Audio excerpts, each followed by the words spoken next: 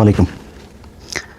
মির্জা আব্বাস ভাই অসুস্থ এবং সে অসুস্থতার কারণে অনেকেই সোশ্যাল মিডিয়াতে বিভিন্ন জায়গাতেই দেখলাম, বিশেষ করে সম্ভবত যারা বিএনপির ভাই বোনেরা আছেন তারা বোধহয় বেশিরভাগ এইসব লেখাগুলো লিখছেন যে নাসিরউদ্দিন পাটোয়ারি হচ্ছে গিয়ে এই মির্জা আব্বাসের অসুস্থতার জন্য কারণ। আপনাদেরকে জ্ঞাতার্থে বলে রাখি যে মির্জা আব্বাস 2026 সালের 12ই ফেব্রুয়ারি যে নির্বাচনটা হয়েছে সেই নির্বাচনে উনি জনগণের ভোটে এমপি হন নাই। এটা ভাই আপনারা যারা আওয়ামী লীগের মতো গায়ের জোরে যদি কথা বলেন সেটা অন্য হিসাব, কিন্তু যদি যুক্তি আর বাস্তবতার প্রেক্ষিতে কথা বলেন তাহলে মির্জা আব্বাস যে ফেল করেছে সেটা আপনি নিজেও জানেন। আওয়ামী লীগের অনেক ভাই এই দিন একজনের সাথে কথা হচ্ছিল, উনি সম্প্রতি বাংলাদেশ থেকে এসেছেন, আওয়ামী লীগের সমর্থন করেন বা সে আবার আমারও পছন্দ করে ইন্ডিয়ার কারণে। তো উনি আমার বললেন যে বলতেছে ভাই কোন এমপি? ও আচ্ছা, রহমত আলী না রহমতুল্লাহ, যে রহমত আলী বোধহয়, যে বাড্ডার ওই দিকের যে এমপি ছিল আওয়ামী লীগের, এর বউ নাকি আবার খুব ভালো মানুষ। হ্যাঁ, বউটা সে ভোট দিতে গিয়েছে, পরের দিন দেখে তার বউয়ের ভোটটাও বউ দিতে পারে নাই, ভোট আরেকজন দিয়ে দিয়েছে, মানে রাতের ভোটের, যেটা 2018 সালে। তো এই লোক সে এরকম এক ভোট কেন্দ্রে সে সারা রাত ভোট মেরেছে। তো এসে তারপরে সে বললো যে ভাই এই ব্যাপার, ভোট কিন্তু এইভাবে হয়েছে, আপনারা যেটা বলেন এটা একদম অযৌক্তিক না। তো এটা কিন্তু আওয়ামী লীগের লোক সবচেয়ে ভালো জানে যে রাতে ভোটটা যে হয়েছে। আজকে বিএনপি 2026 সালের 12ই ফেব্রুয়ারি নির্বাচনে কি করেছে এটা বিএনপি পৃথিবীর সবচেয়ে ভালো জানে। কিভাবে কি হয়েছে, কোন জায়গায় কাকে ঠকায় কাকে জিতানো হইলো কি, এগুলো সবকিছু ওনারা আমাদের চেয়ে ভালো জানে, স্বীকার করবে না, এটাই হচ্ছে গিয়ে পার্থক্য। স্বীকার করার দরকার নাই, কিন্তু উনি কিন্তু একজন ভোট চোর। এবং দুনিয়াতে আপনি চুরি, বাটপারি, শয়তানি সবকিছু করবেন আর আপনি অসুস্থ হলে সবকিছু মাফ হয়ে যাবে, বিষয়টা এরকম না। বাট আমাদের ভিতরে ওইটুকু মনুষ্যত্ববোধ, মানবতাবোধ, সৌজন্যতা বোধ আছে সেইটুক, যে একজন মানুষ অসুস্থ হয়েছে, মানুষ তো যাই হোক আশরাফুল মাখলুকাত হিসাবে আমি তাকে, তারপরে সে মুসলমান, আমি তাকে ভাই মনে করি, ভাই হিসাবে আল্লাহর কাছে দোয়া চাই আল্লাহ যেন ওনাকে সুস্থ করে দেখ। বাট এই যে দোষ যারা দিচ্ছেন তাদেরকে প্রথমে হিসাব করতে বলবো, মির্জা আব্বাসকে যদি নাকি ওনার ধরেন কোনো পাপ টাপ কিচ্ছু নাই, এই ভোট চুরি করেন নাই, উনি ভোটেই জিতে তারপরে সংসদ সদস্য হয়েছেন, উনি খুব ভালো মানুষ, ওনার মতো ভালো মানুষ এই দুনিয়ায় কেউ নাই। উনি এই যে ঢাকা ব্যাংকের মালিক, এই ঢাকা ব্যাংকের মালিক ওনার বাবার বাড়ি ঘর ভিটে মাটি বিক্রি করে তারপরে ঢাকা ব্যাংক দিয়েছেন, এখানে 1 টাকাও 2 নম্বরই টাকা নাই। বিএনপির সময় গণপূর্ত মন্ত্রী ছিলেন, ওই মন্ত্রী থাকা অবস্থায় 1 টাকাও খায় নাই, খুব সৎ অফিসার ছিলেন তিনি। এরকম একজন সৎ মানুষ মনে করে তারপরে ধরেন বক্তব্যটা যদি শুরু করি, এইবার আসেন যে এটার জন্য দায়ী কে। মির্জা আব্বাসের এই যে মনোনয়ন, এই মনোনয়ন পাওয়া নিয়েও কিন্তু দলের ভেতরে ওনাকে না দেওয়ার পক্ষে লোক ছিল। জিজ্ঞেস করেন বিএনপি লোকজনের, যারা বিএনপি, আমরা তো ভাই মানে আওয়ামী বিরোধী ছিলাম, বিএনপির সাথে তো আমাদের সম্প্রতি সম্পর্ক, বিএনপি আমাদেরকে শত্রু মনে করে, বাট বিএনপির ভেতরে তো অনেক বন্ধু বান্ধব আছে, অনেক সূত্র আছে, অনেক সাথে এখনো ভালো সম্পর্ক আছে, ওনাদের কাছে জিজ্ঞেস করেন আপনারা। ওনার স্ত্রী আফরোজা বেগম, উনি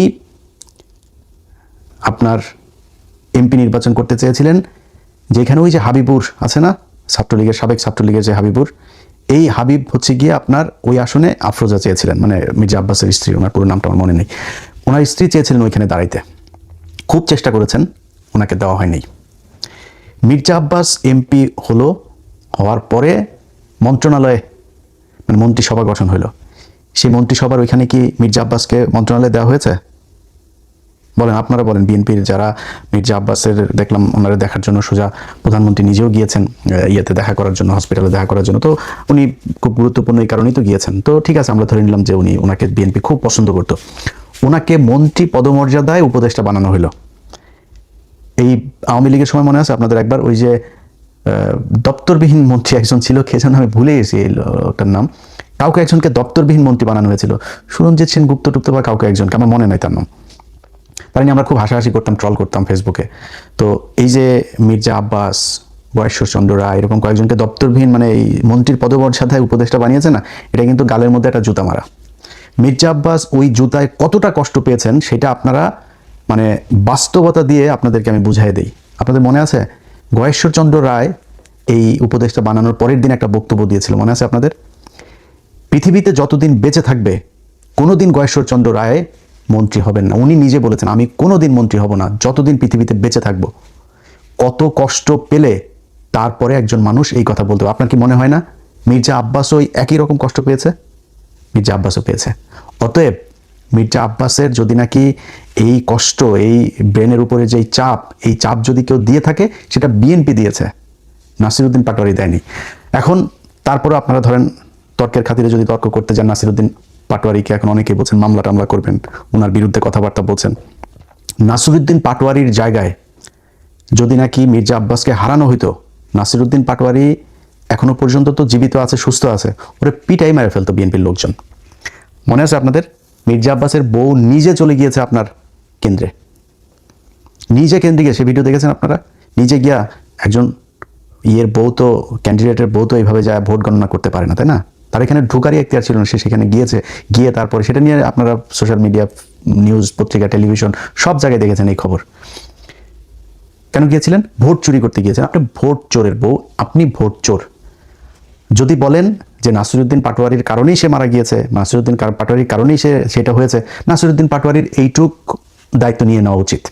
মারা গেলে মারা গেছে, আমার কথায় যদি সে এরকম অবস্থা হয়েছে, আমি সত্য কথা বলছি, আমি ভোটে আমারে জোর করে তারা চুরি করে জিতাইছে, এই জন্য করা হয়েছে। এই নাসিরউদ্দিন পাটোয়ারি সহ জামাত ইসলামে যে আজকে পর্যন্ত চুপ করে আছে না, এই জামাত ইসলাম, ওই যে ওয়াকার বলেছিল বুকে পাথর বেঁধে তারপরে হাসিনাকে সে দেশ থেকে বের করেছে, এই জামাত ইসলাম বুকে পাথর বেঁধে তারপরে এই 12 তারিখে নির্বাচনটা মেনে নিয়েছে।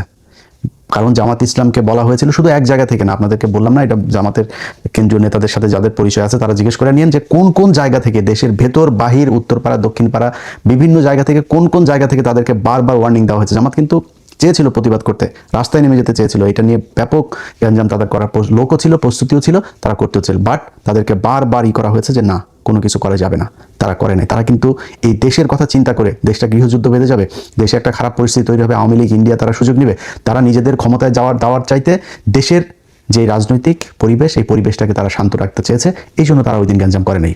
আপনার মনে হয় না যে জামাতের এইটুকু ক্ষমতা আছে? এবং আপনারা বলে রাখি, জামাত ইসলামের যদি নাকি মাঠের নামে পিটাপিটি করতে আসেন না, বিএনপি আপনারা পিটাপিটি করে পারবেন না ওদের সাথে।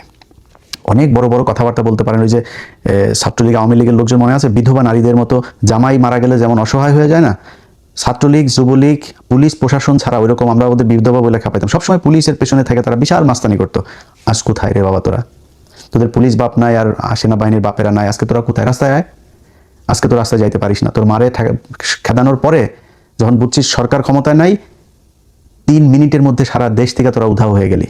এইরকম আন্ডা বাচ্চা সহ পৃথিবীর ইতিহাসে কোনোদিন এরকম হয়নি। তোরা এখনো দেখা হইলে তারপরে বড় বড় কথাবার্তা করে, আশপাশের থেকে দেয়, এই আপনার আওয়াজ দেয় যে রাজাকার। তো রাজাকার আমি তো প্রাউডলি বলি রে বেটা, আমি রাজাকার, আমার বাপ রাজাকার, আমি আর আমার আব্বা দুইজনে মিলে তোদের মাদেরকে নিয়ে পাকিস্তানি দিয়ে আসতাম। এটা তো আমি নিজে বলি, স্বীকার করি। আমি কি বলদ? তোর বলদ মনে হয় আমারে? আমি ঠকবো কেন? আমি আর আমার বাবা দুজন মিলে পাকিস্তান ক্যাম্পে দিয়ে আসতাম, মানে কি তোদের মাদের বোনদেরকে, মেয়েদেরকে দিয়ে আসতাম। তাহলে এখন পাকিস্তানের বীজ হলি কারা? তোরা। তো তোরা রাজাকার বলে আমি তো প্রাউড ফিল করি। তুই আমার যেটা বলে খেপাইতে চাই, ওটা আমি খেপি না। কি হবে?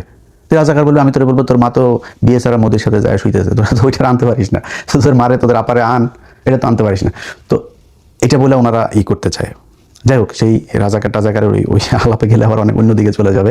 তো এখন এই মির্জা আব্বাসের বিষয়ে যদি নাকি এখন মনে করেন জামাত ইসলাম মাঠে ওই দিন খারাপ কাজ করতো, তাহলে দেশের পরিস্থিতিটা খারাপ হইতো। বিএনপি হইলে এই ধৈর্য জীবনও দেখাইতো না। হেরে তারপরে বিএনপি জিতে আজকে করছে, ক্ষমতায় আছে, ভোটে হেরে।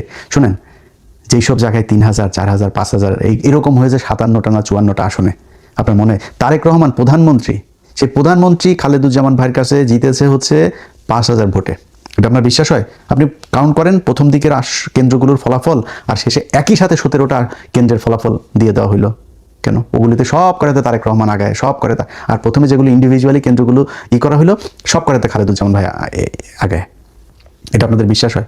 তো কেমনে হয়েছেন, কেমনে ক্ষমতায় গেছেন, সমস্যা নাই, কোনো সমস্যা নেই। তারপরেও তারেক রহমান এখন পর্যন্ত সোফার যা কিছু করছে খারাপ লাগছে না। খালি একটাই অনুরোধ থাকবে, আওয়ামী লীগ আর ইন্ডিয়ারে নিয়ে আসেন। আর কোনো জায়গায় কোনো কিছুতে কোনো আপত্তি নাই, কোনো কষ্ট নাই, কোনো অভিযোগ নাই, কিচ্ছু থাকবে না। শুধু আওয়ামী লীগ আর ইন্ডিয়ার ব্যাপারে আমরা কিন্তু এখনো দেখছি, যদি মনে হয় বা দেখি যে আওয়ামী লীগ এবং ইন্ডিয়াকে আপনারা আবার ফেরি করতে যাচ্ছেন, তাহলে কিন্তু সেই আওয়ামী লীগের সাথে যেরকম বিদ্রোহ করেছিলাম, ওই বিদ্রোহ কিন্তু আবার শুরু হবে। আমরা তো এখনো দেখছি। এবং এখন পর্যন্ত যেটা বললাম, যে এটা আবার বলাতে আবার আমাদের অনেক লোকজন আবার করে, ভাই ইলিয়াস ভাই আপনি বিএনপি ক্ষমতায় আসছে দেখে মনে হয় চামচামি শুরু করলেন বিএনপির পক্ষে। ভাই এই পরীক্ষা গত 10 বছর ধরে দিচ্ছে, এটা নতুন করে পরীক্ষা দেন, সামনেও দেখবেন।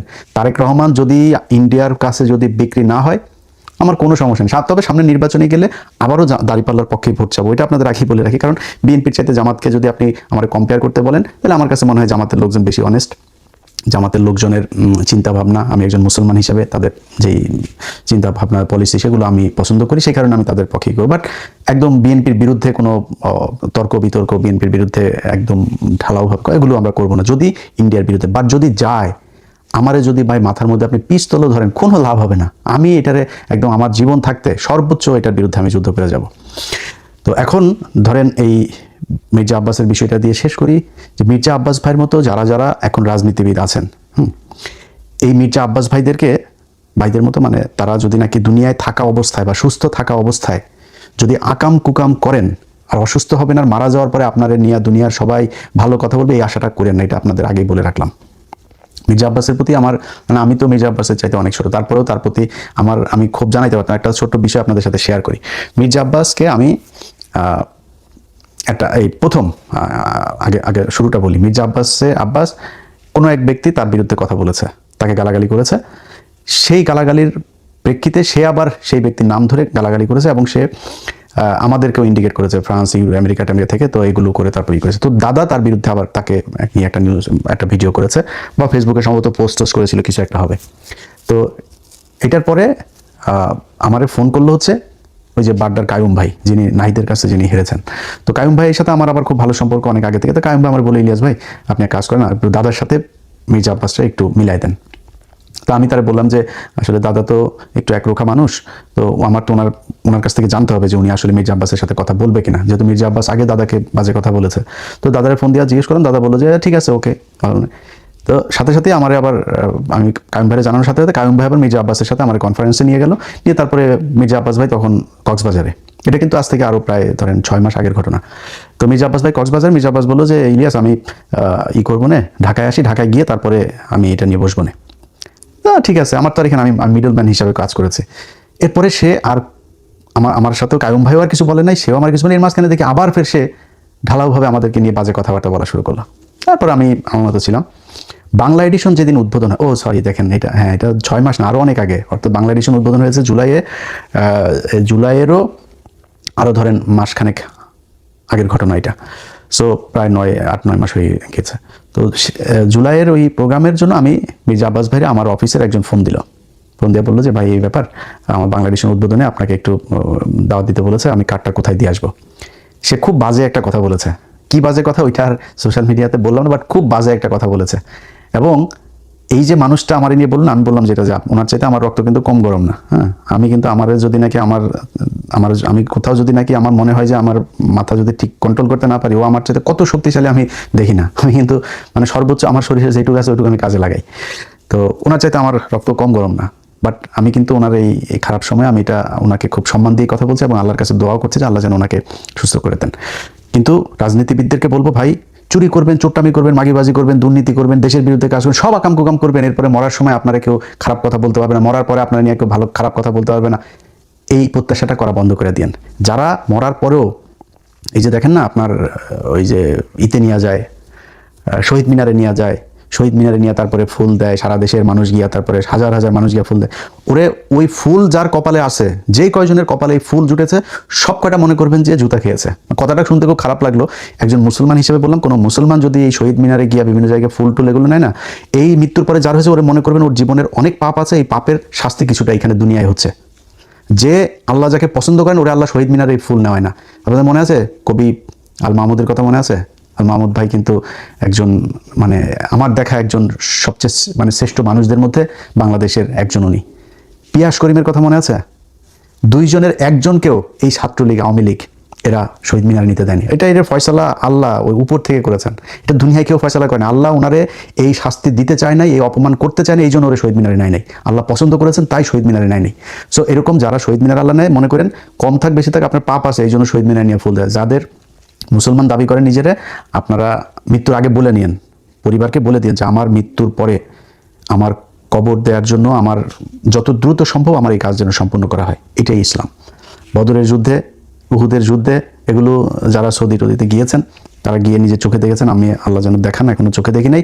বাট ওইখানে যেখানে মারা গিয়েছেন, আপনাদের চাইতে আমাদের চাইতে আমরা মানে পায়ের ময়লাও না ভাই সেই সাহাবীদের। বদরের যুদ্ধে যারা মারা গিয়েছে, উহুদের যুদ্ধে